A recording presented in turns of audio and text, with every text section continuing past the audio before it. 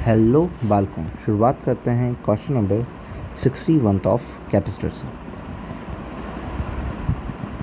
तो question number 61 of capacitor हमें क्या कहना चाह रहा है?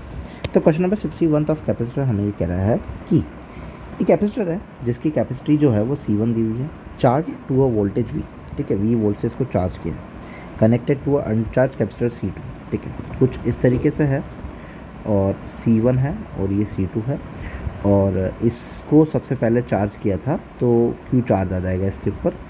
अब V से एक्चुअली में जब अपन किसी कैपेसिटर को चार्ज करते हैं और फिर अगर किसी दूसरे कैपेसिटर के साथ में जोड़ देते हैं तो चार्ज कब तक फ्लो होगा?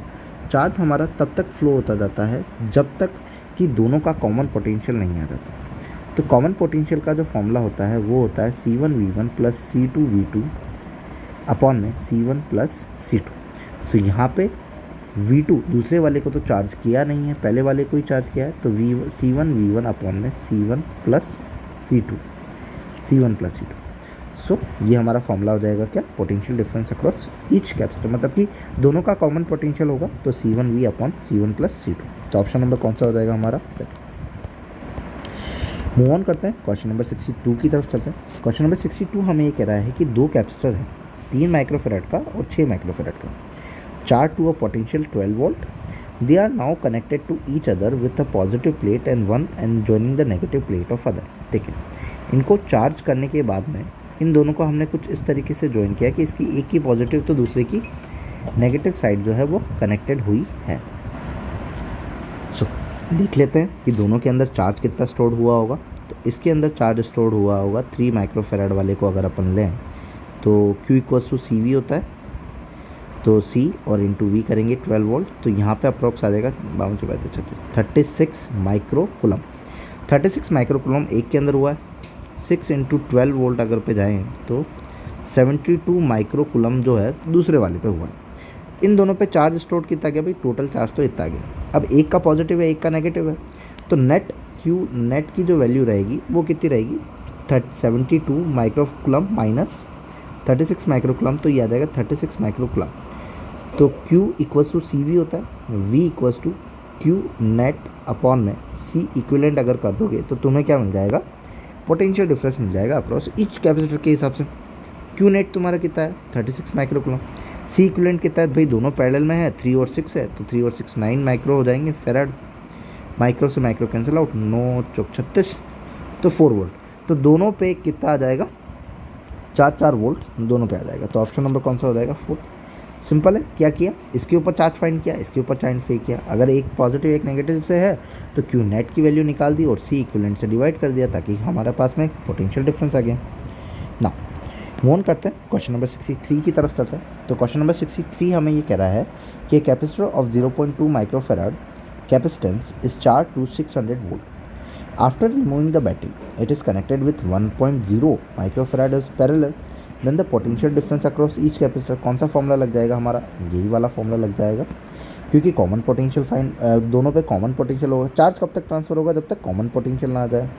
तो उसका formula V1 C1 upon C1 plus C2, क्योंकि दूसरे वाले को तो चार्ज किया नहीं है। तो 600 इंटू 0.2 अपॉन में 0.2 प्लस 1.0, तो ये 1.2 बन जाएगा। तो 1.2 पॉइंट ये 6 आ जाएगा, ये 100 हो जाएगा। तो दोनों पे जो पोटेंशियल गिरेगा या फिर जो पोटेंशियल बचेगा वो कितना बनेगा? 100। तो ऑप्शन नंबर कौन सा हो जाएगा? थर्ड ना। क्वेश्चन नंबर 64 की अगर बात करें तो 64 में कह रहा है कि total energy stored in 900 microfarad capacitor eight 100 volt, ठीक है। तो टोटल एनर्जी स्टोर निकाल दो भैया कितना है? तो U equals to half of CV square. C की वैल्यू है 900 इंटू 10⁻⁻6, तो 6 नीचे लिख देता हूँ, और V है हमारा 100 इंटू 100। तो 1 2 3 4 5 6, तो 6 0 गए। इसको अगर कैंसिल आउट करता हूँ तो 4.5। तो एनर्जी कितनी स्टोर कर ली हमारे कैपेसिटर में? 4.5 इस ट्रांसफर टू 100 माइक्रोफेराड। तो U is equal to half CV square. U की वैल्यू है हमारे पास में 4.5 इज इक्वल टू हाफ। अब इसको 100 माइक्रोफेराड कैपेसिटर वाले के साथ में लगा दिया और पोटेंशियल ड्रॉप बताना है। तो हमारा 100 माइक्रो की वैल्यू 10⁻⁻6, मतलब कि यहाँ पे नीचे प्लस का 6 रहेगी, इंटू में V स्क्वायर सो ये हो जाएगा 4.5 इंटू में 2 इंटू में 10⁶ divided by 100 is equal to में v²। तो हमारा ये क्या है, पोटेंशियल ड्रॉप आ जाएगा। पॉइंट हटाया, 3 0 से 3 0 तो कितने बचे, 3 0 बच गए, और स्क्वायर हट जाएगा तो यहाँ रूट आ जाएगा। तो रूट ऑफ 90 1 2 3, तो 9 का रूट 3, 2 का 0, 2 का 0। तो पोटेंशियल ड्रॉप कितना आया भैया, 300 वोल्ट का आया। तो ऑप्शन नंबर कौन सा हो जाएगा हमारा, 4th हो जाएगा। सबसे पहले कैपेसिटर को चार्ज करा है, जो टोटल एनर्जी थी दूसरे पे लगा दिया है, और उस पर पोटेंशियल ड्रॉप बताना था, तो इसीलिए पोटेंशियल ड्रॉप अपन ने क्या बता दिया, 300। ओके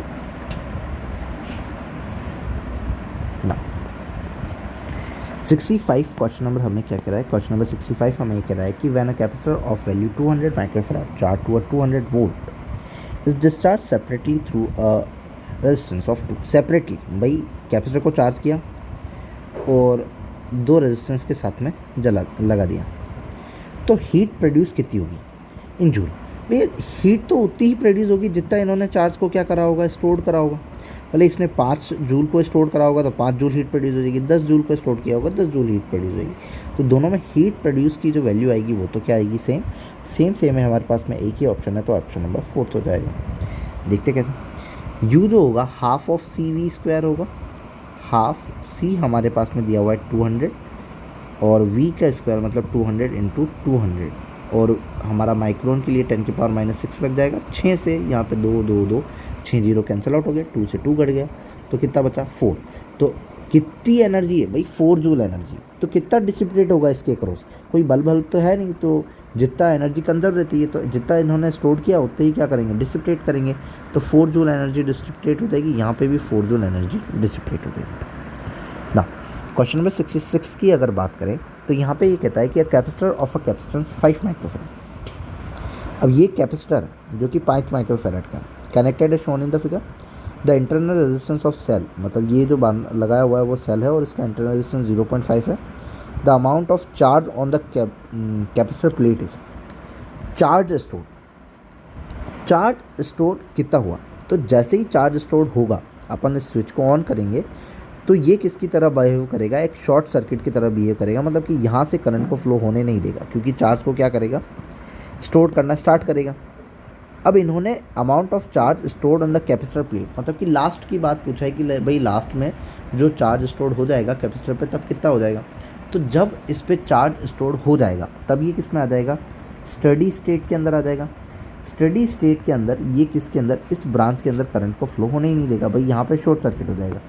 शॉर्ट सर्किट का मतलब क्या हो जाएगा, यहाँ पे वायर जो हो जाएंगे वो ओपन हो जाएंगे। अगर वायर ओपन हो जाएंगे तो यहाँ से करंट जाएगी ही नहीं। तो नेट रेजिस्टेंस की जो वैल्यू आएगी वो कितनी आएगी, आर नेट अगर हम निकालें तो कितना हो जाएगा 1 + 1 प्लस इंटरनल रेजिस्टेंस वाला 0.5, तो ये कितना हो जाएगा 1 + 1 2, 2 प्लस 0.5 तो कितना हो जाएगा 2.5। तो 2.5 आर नेट आया। और अगर करंट निकालना चाहें कि मेन सर्किट के अंदर करंट कितनी घूम रही है, तो E/R हो जाएगा। सो ई की जो वैल्यू है वो 2.5 है, आर की वैल्यू भी 2.5 है, तो नेट करंट आ गई 1 एम्पियर। तो 1 एम्पियर की नेट करंट। अब हमें ये पता है कि इसके अक्रॉस हम पोटेंशियल ड्रॉप निकाल लेते हैं। सर पोटेंशियल ड्रॉप क्यों, क्योंकि ये तो सेल है, तो जो पोटेंशियल ड्रॉप यहाँ पे गिरेगा वही पोटेंशियल ड्रॉप यहाँ गिरेगा। सो पोटेंशियल ड्रॉप क्या होगा, टर्मिनल वोल्टेज, ठीक है, टर्मिनल वोल्टेज क्या होगा, V = E - IR। ई की वैल्यू है 2.5 माइनस आई जो है हमारे पास में कितना है 1, इंटरनल रेजिस्टेंस 0.5। यहाँ क्या लिया जाता है, इंटरनल रेजिस्टेंस लिया जाता है, क्योंकि यहाँ पे कोई भी रेजिस्टेंस नहीं है, टर्मिनल वोल्टेज निकाल रहे हैं। तो ये हो जाएगा 0.5 माइनस करेंगे तो हमारे पास में आंसर कितना आ जाएगा 2। तो कितना आया, 2 वोल्ट आया। ठीक है भैया, कॉमन पोटेंशियल या फिर जो इसके अक्रॉस जो पोटेंशियल गिरेगा वो कितना आया, 2 पोटेंशियल गिरेगा। अगर 2 पोटेंशियल गिरता है तो चार्ज कितना होगा, Q = CV, C कितना है 5 और V कितना है 2, तो 10 माइक्रोकुलम। तो 10 माइक्रोकुलम ऑप्शन नंबर कौन सा हो जाएगा हमारा 3rd। क्या किया हमने ये किया कि हमारे पास में सेल गिवन था, इन्होंने बोला कि टोटल अमाउंट ऑफ चार्ज कितना स्टोर होगा। अब भाई जब चार्ज स्टोर टोटल कब होगा, जब फुल्ली चार्ज हो जाएगा, और फुल्ली चार्ज के केस में ये ओपन सर्किट की तरह बिहेव करेगा, इसमें से करंट फ्लो नहीं होने देगा। तब हमने आर नेट निकाल दिया, आर नेट से हमने करंट निकाल दी, करंट से हमने टर्मिनल वोल्टेज निकाल दिया। भाई जैसे ही हमारे पास में टर्मिनल वोल्टेज आया, अपने टर्मिनल वोल्टेज दिया और इस पर चार्ज फाइंड कर। मूव ऑन करते हैं, क्वेश्चन नंबर 67 की तरफ चलते हैं। तो क्वेश्चन नंबर 67 हमें ये कह रहा है कि in a circuit shown in the figure the battery is an ideal one. ठीक है, बैटरी आइडल वन है। EMF V, the capacitor is initially uncharged, capacitor initially uncharged था। ठीक है, switch S is close at t equal to 0, t equal to 0 पर switch को close कर दिया। The final charge Q on the capacitor. अब charge तो क्या पूछा है, फाइनल पूछा है। चार्ज फाइनल पूछा है तो मतलब कहाँ है, स्टडी स्टेट में। स्टडी स्टेट के अंदर है तब हमारा इसके अंदर से तो करंट फ्लो होने ही देगा, ओपन सर्किट की तरह बिहेव करेगा, तो इसके अंदर करंट आएगी ही नहीं। तो नेट रेजिस्टेंस जो होगा वो इसका निकलेगा। तो नेट रेजिस्टेंस आर नेट की अगर बात करें तो वो कितना आ जाएगा, R/2 plus R/2 plus R, तो ये हो जाएगा R प्लस R 2R। तो ये हमारे पास में कितना है, 2R। तो नेट तो आ गया हमारे पास में, कितना आया, ये 2R आया। ठीक है, अब 2R आया तो हम क्या करें, अब निकाल लेते हैं करंट। सो करंट जो हो जाएगी वो हमारी हो जाएगी I equal to V/R, V as it is, R हमारा कितना है, 2R। तो V/2R जो है ये हमारे पास में करंट घुसेगी। तो यहाँ से करंट निकली, इसके अंदर गई, करंट कितनी गई, V/2R गई। सो यहाँ पे अगर अपन पोटेंशियल निकालें तो V इक्वल टू IR होता है, करंट कितनी गई, V/2R, रेजिस्टेंस कितना था, R/2, R से R कैंसिल आउट हुआ, वैल्यू क्या आई, V/4।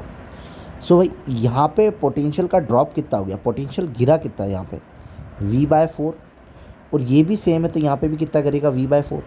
तो V/4 प्लस V/4 क्या हो जाएगा, V/2, और उसमें से V को माइनस कर देंगे, इस V को माइनस कर देंगे तो कितना बचेगा, V/2। तो बचा हुआ कितना है, V/2। तो V/2 इस पर भी गिरेगा और इस पर भी गिरेगा, जो टर्मिनल है वोल्टेज वो V/2 है, और यहाँ पे भी कितना है, गिरेगा, V/2। ये कैसे पता चलेगा, ये हमें पता चलेगा हमारा ऑप्शन चैप्टर इलेक्ट्रिसिटी, अगर हम उसके हिसाब से चलें तो इलेक्ट्रिसिटी के हिसाब से अगर तुम चल रहे हो करंट में, तो यहाँ देखोगे भाई पोटेंशियल ड्रॉप कितना हुआ, यहाँ कितना आया पोटेंशियल ड्रॉप, V/4, यहाँ पे कितना आया, V/4, बचा हुआ कितना है सर, V/2 बचा हुआ है। तो इसके अक्रॉस कितना गिरेगा, V/2, इसके अक्रॉस भी कितना गिरा, क्योंकि ये भी पैरेलल में, तो V/2। सो यहाँ पे कॉमन पोटेंशियल क्या होगा, V/2। So Q equals to CV होता है, तो Q is equal to C और V/2 आ जाएगा। तो हमारा नेट चार्ज जो आ जाएगा, फाइनल चार्ज, वो क्या हो जाएगा, CV/2 हो जाएगा। तो ऑप्शन नंबर कौन सा हो जाएगा हमारा, फर्स्ट। नाउ मूव ऑन करते हैं, 68 की तरफ चलते हैं। In the previous question the current in the steady state, current निकाली थी क्या, V/2R। तो हमारी करंट हो जाएगी V/2R, ऑप्शन नंबर फर्स्ट हो जाएगा।